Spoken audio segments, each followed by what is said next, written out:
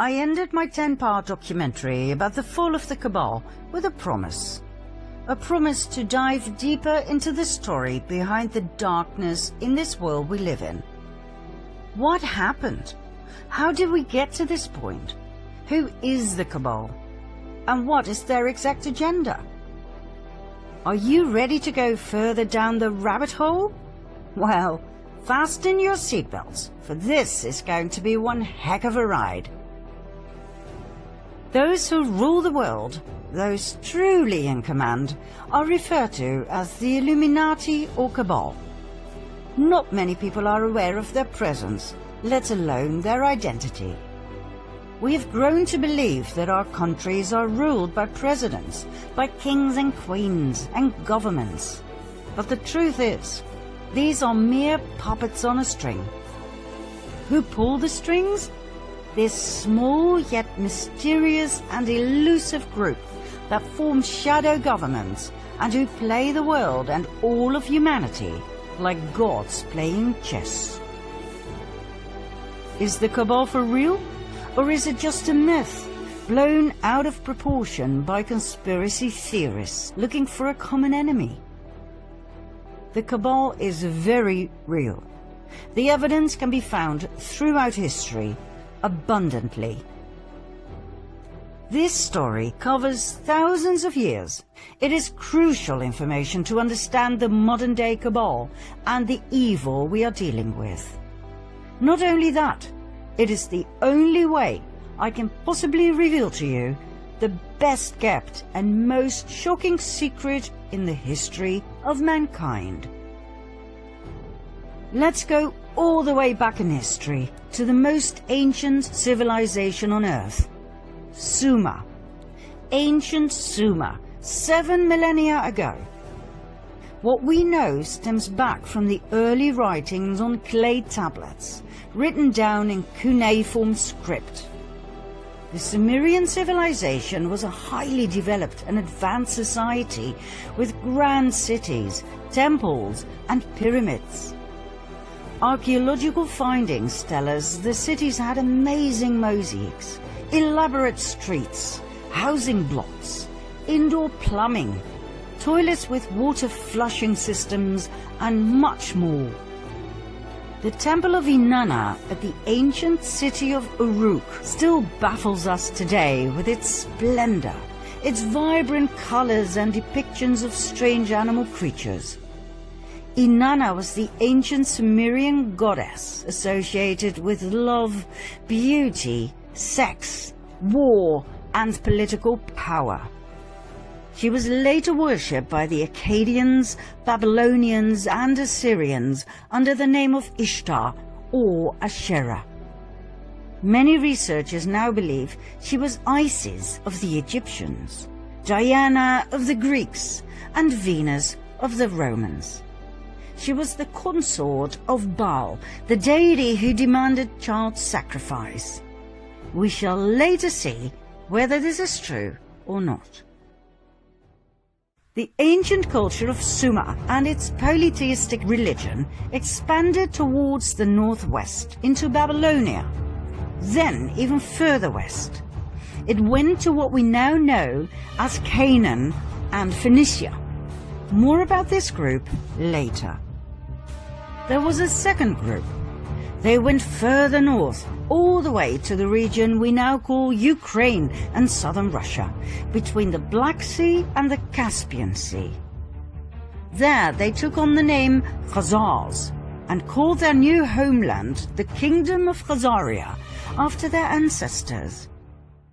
Joseph Chagam, king of the Khazars, explained in a letter to the foreign secretary of the Caliph of Cordoba, Hasdai ibn Chaprut, that his people were direct descendants from Japheth, son of Noah. Khazaria was right at the center of the northwestern Silk Road. Merchants who traveled through Khazaria had to pay toll, a lucrative way to swell the coffers of the kingdom. The Khazars were different than the peoples from the surrounding countries. They were described as thieves and spies. They were said to be lawless people, who lived a life of sin, of sexual extremities, and of cruelty. They would murder travelers from other countries and adopt their identity. They were masters of deceit.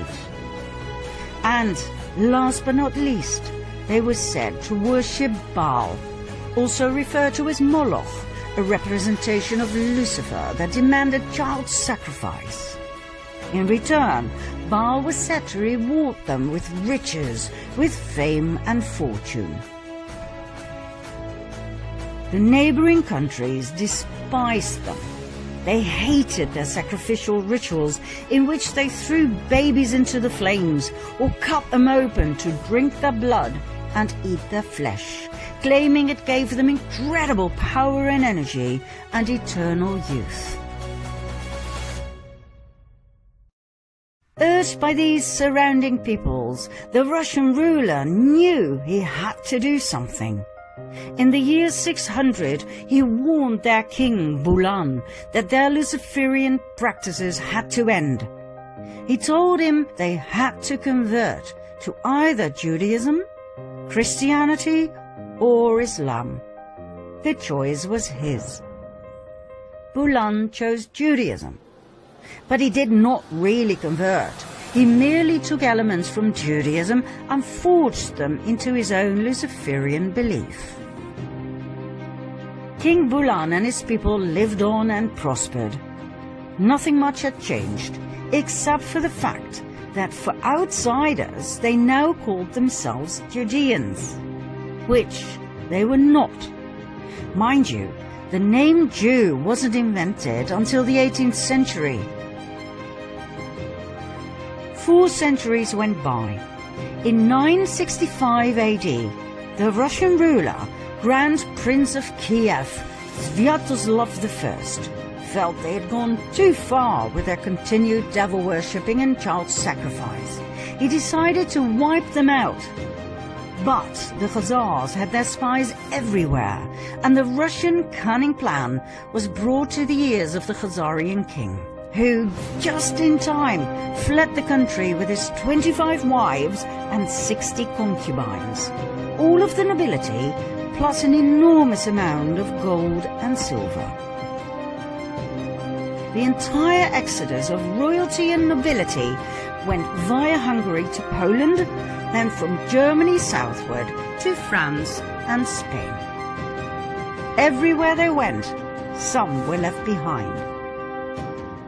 In order to reveal their true identity, they called themselves Ashkenazi Judeans, knowing very well that their new home countries would not exactly be eagerly awaiting Luciferian Khazars.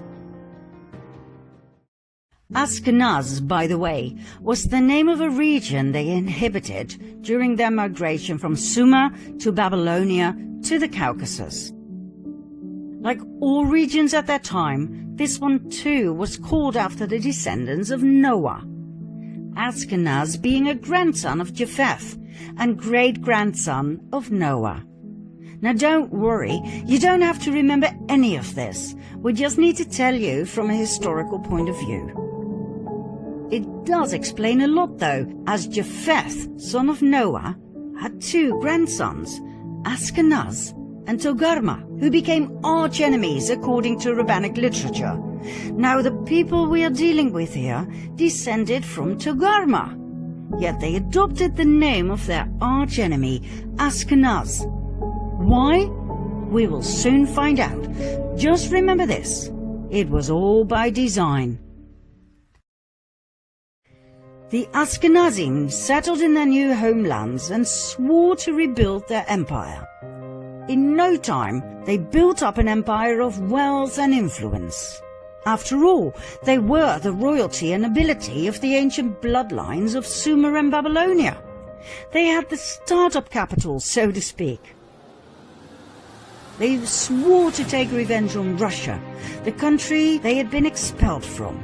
Their revenge also stretched out to the Jews, as in the original people from Judea. Why? Because back in the time of Princess Jezebel, during a situation in which 2 deities were challenged, they chose Yahweh over Baal. That was their death sentence, as the Khazari and Ashkenazim would never forget nor forgive. Within a few years after they had settled in Europe, they formed an absolute master plan. A plan so big, so intelligent, and so evil, it would change the fate of the world forever. One of the Khazarian families that had joined the exodus from Khazaria was the Rothschild family. That's right, the Rothschilds I talked about in part 2 of my previous series. They settled in Frankfurt, Germany, where they became wealthy and powerful through trade and banking. They called southern Germany Ashkenaz, as a tribute to their ancestry. They offered notes to travelers who left behind their gold and silver, safely stored in the vaults of the Rothschilds, banknotes against deposits. This way they collected an unprecedented amount of riches that, combined with the interest they received, were further used to extend their wealth and thus their power. Meyer Amschel Rothschild had 5 sons who became powerful bankers in 5 large cities: Frankfurt, London, Paris, Vienna, and Naples. In no time, they gained financial power over all of Europe. They became the personal bankers of kings and queens. They even became the treasurers of the Vatican.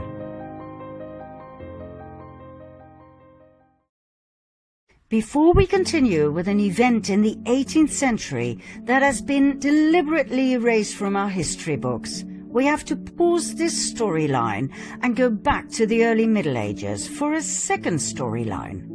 The two will meet during this 18th century event.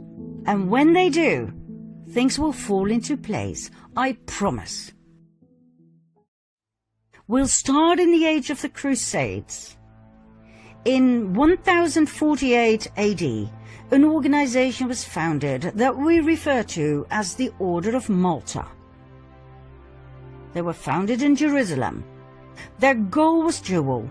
One arm of the order ran a hospital in the Holy Land to tend to Christian pilgrims. The other arm was military, tasked by Rome to protect Christians against the local Muslim population.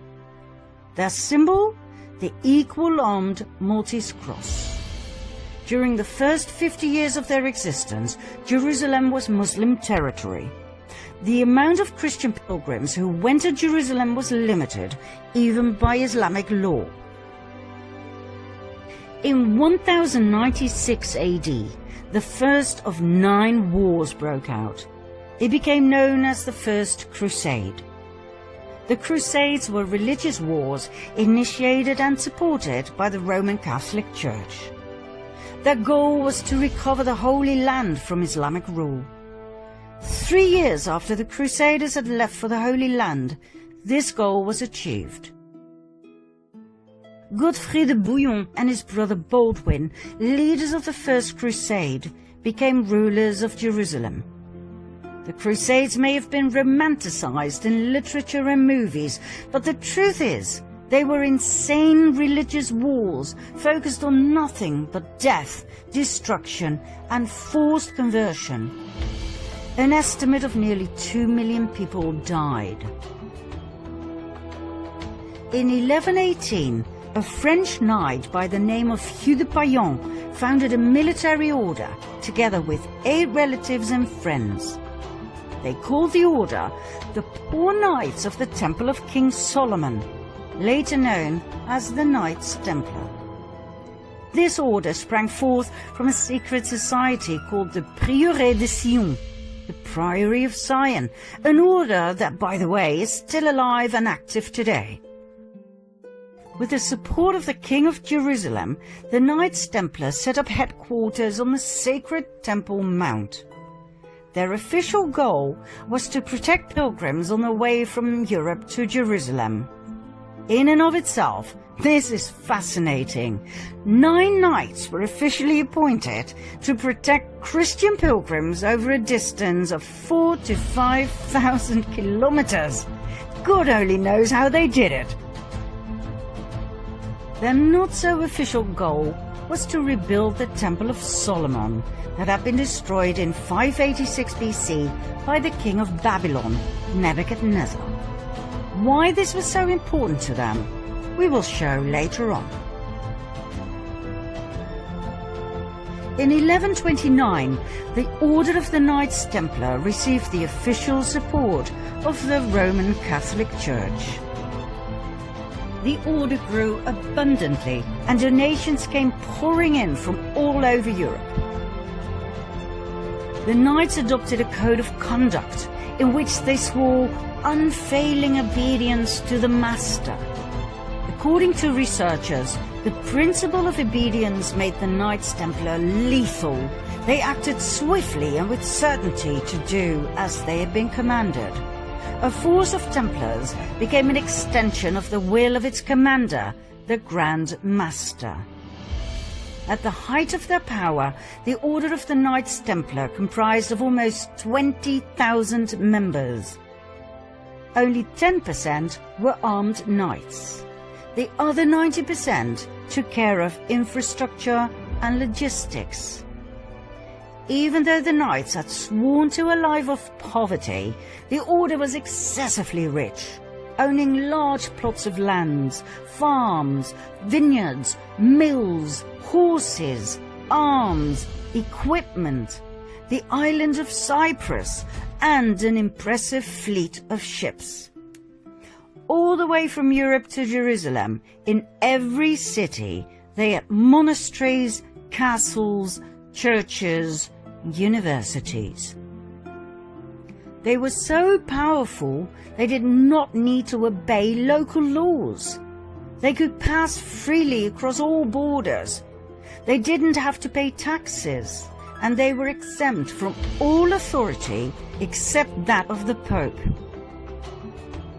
Furthermore, everything they took from the Muslim population that they subjugated and murdered on their way was given to the order. Did they have these privileges in writing? Oh yes, Pope Innocent II took care of everything by signing the papal bull Omne Datum Optimum in 1139. All the order had to do was swear obedience and allegiance to the Pope. There was one area, though, in which the Templars truly excelled. Banking. They had a network of banks in many countries that enabled pilgrims to deposit assets in their home countries and withdraw funds in the Holy Land.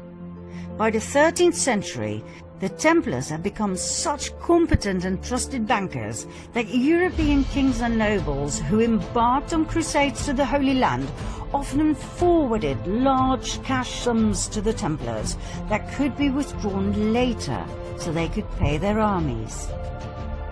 The Templars even gave out loans to rulers. They excelled in everything they did, for which they were overloaded with donations, gifts, fame and fortune. However, in the early 14th century, the Knights Templar met their final destiny. King Philip IV of France. This man was heavily indebted by the order. When he asked for even more loans, the order refused. King Philip decided it was time for the Knights Templar to meet their maker. On Friday the 13th of October 1307, a multitude of knights were arrested, including their Grand Master, Jacques de Molay. After years of imprisonment, he and many others were burned at the stake. Medieval documents state that Molay called out a curse over the king and the Pope, Clement V, who had failed to protect them against the wrath of the king, and who had even dissolved the order through his papal bull, Vox in Excelso. Although the Pope dissolved the order, he did not formally condemn it, which would have been normal in those days. 1 month later, Pope Clement died. 8 months later, King Philip died. Ironically, the Pope's body was burned to ashes by a fire that was caused by lightning that struck the church where he was lying in state. The king died of a stroke he suffered during a hunt. But, contrary to what our history teachers have told us, the Order of the Knights Templar did not end here. New orders were founded with new names that were basically the continuation of the Knights Templar. Think Military Order of Christ in Portugal, Supreme Order of Christ in Italy, and so on and so forth. In every European country, the Knights Templar simply lived on the way they had, as if nothing much had changed. Only the order names had. The Order of the Rosicrucians appeared, founded by Christian Rosenkreuz, a German aristocrat. Was it connected to the Knights Templar? Absolutely. The sign of the equal-armed cross of the Knights Templar was combined with a rose. It can be found in medieval churches across France, Spain and Portugal. Yet another secret order was founded in 1534. 2 centuries, 2 decades and 2 years after the official dissolution of the Order of the Knights Templar, the Jesuit Order. The Jesuit Order was a Catholic religious order founded in Paris. Make no mistake though, the Jesuit Order was not an order of pious monks worshipping Jesus from within the walls of their safe monasteries. It was a military order of extremists who had sworn an oath of absolute submission and obedience to the Pope and to their superior general. Let's have a look at their initiation oath. I declare that I have no opinion or will of myself, but without hesitation I will obey every command I receive from my superiors in the Pope's and Jesus Christ's militia.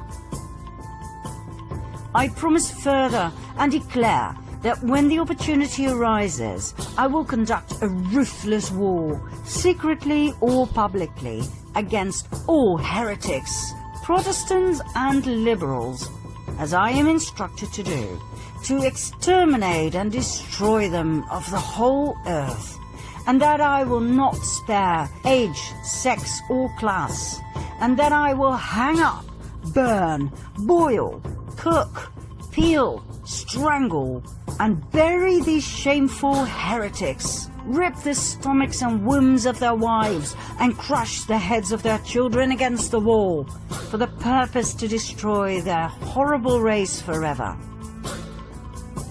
If this cannot be done openly, I will secretly administer the cup with poison, the strangling rope, the steel of the dagger, or the leaden bullet, regardless of the honor, rank, dignity, or authority of the person or persons, as I will at any time be instructed by an agent of the Pope or superior of the Brotherhood of the Holy Faith of the Order of Jesuits. In confirmation of which I hereby dedicate my life, my soul, and all of my corporal powers, and with this dagger which I now receive, I will subscribe my name written in my own blood, in testimony thereof. And should I prove false or weaken in my determination, may my brethren and fellow soldiers of the militia of the Pope cut off my hands and my feet, and my throat from ear to ear, my belly opened, and sulphur burned therein, with all the punishment that can be inflicted upon me on earth, and my soul be tortured by demons in an eternal hell forever. Not exactly what you would expect from an order of Jesus, right? Mind you, when we refer to the Jesuit order in relationship to the Cabal, we are not talking about the lower segments of the order. I personally know of Jesuit priests who are wonderful human beings and who've brought a lot of beauty and wisdom into this world. What we're referring to here is the top of the pyramid, the absolute elite of the order, better known as the Jesuit Council. Documents from the Golden Age show us that the Jesuit order grew into an extremely powerful group of men. Their influence went far beyond the religious world. It stretched all the way into the secular. They infiltrated the old Masonic lodges. The Masons were skilled tradesmen in the construction trade. They worked with their hands. They worked hard, physical labor. The infiltrated Jesuits were allowed to join because of their contributions in the area of architecture, science and arts. They were called the Free and Accepted Masons, hence the name Freemasons. The Freemasons were wealthy men with a special knowledge of architecture. It is known that they were especially interested in the Temple of Solomon, just like the Knights Templar. Furthermore, they were focused on the preservation of esoteric knowledge, for instance about the Cabal. The fascination with the Temple of Solomon is not the only link between the Freemasons and the Knights Templar. Even today, the York Rite administers 3 orders of Masonry, one of which is the Knights Templar. The Knights Templar of the York Rite is a military branch of the Freemasons, just like the medieval order of the Knights Templar. They both have the symbol of the equal-armed Red Cross. So, in short, the Freemasons were a highly secretive group of powerful Jesuits who had infiltrated the countless Masonic lodges across the world. They founded their own umbrella lodge in 1717, the Premier Grand Lodge of England, and that would turn out to be their salvation. What happened? The Jesuits had become way too powerful to the liking of 80 heads of states worldwide who obviously felt threatened by the powerful order. They banned the order and put pressure on the Pope, Clement XIV, to do the same. In 1773, the Pope succumbed to their demand. He promulgated the Dominus Ac Redemptor, the Bull of Extinction, that put an end to the Jesuit order. It seems indeed history repeated itself. But guess what? It didn't end there. Just like the Knights Templar before them, they continued using another name. In this case, the Freemasons. 1 year after his betrayal of the Jesuits, Pope Clement was murdered by poisoning. Just like the Luciferian Hussars, the Jesuits too, and their predecessors like the Knights Templar, had a taste for revenge. Now we promised that our 2 storylines would come together at an historical event that would massively impact the world. We have finally reached that point. Do you want to know what happened? Follow me to part 2.